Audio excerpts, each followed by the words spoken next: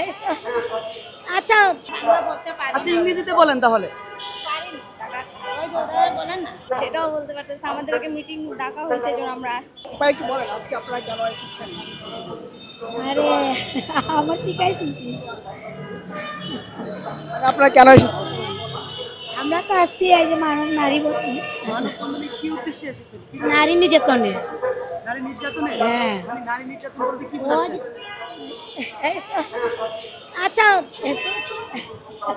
আপনি একটু বলেন। কথা বলতে পারি না, বাংলা কথা আচ্ছা কথা তো বলতে পারেন না, কি জন্য এসেছেন সেটা একটু। বাংলা বলতে পারি আচ্ছা ইংরেজিতে বলেন তাহলে। পারি না দাদা। ওই যে ওরা বলেন না, আপু আপনি কোন ভাষায় পারেন? ওই ভাষায় একটু বলেন, যে ভাষায় থাকেন।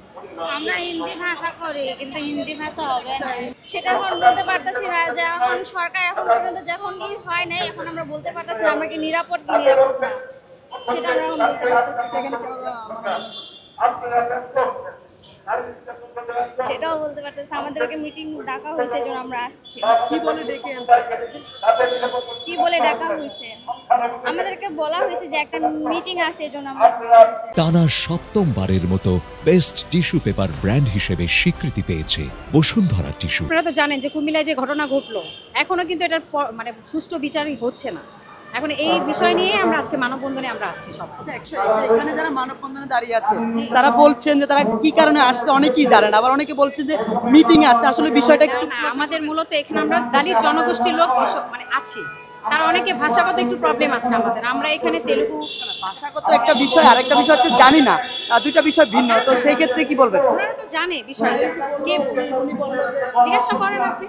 আমার কাছে রেকর্ড আছে, উনি বললো যে মিটিং এর জন্য আসছে। তবে কি জন্য আসছে? মিটিং এর জন্য, এটা মানববন্ধনের জন্য আসছে মূলত। উনি মিটিং এর কথা বলছিলেন।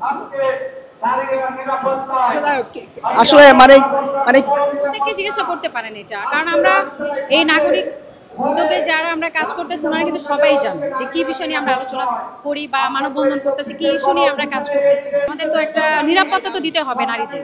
নিরাপত্তা না দিলে তো এই যে আমরা এখন রাতেও বের হতে পারতেছি না। আগে আমরা একটু যা 8টা 9টা 10টার মধ্যে বাসায় ঢুকতে পারতাম, এখন একা আমাদের ছাড়তেছে না আমাদের ফ্যামিলি।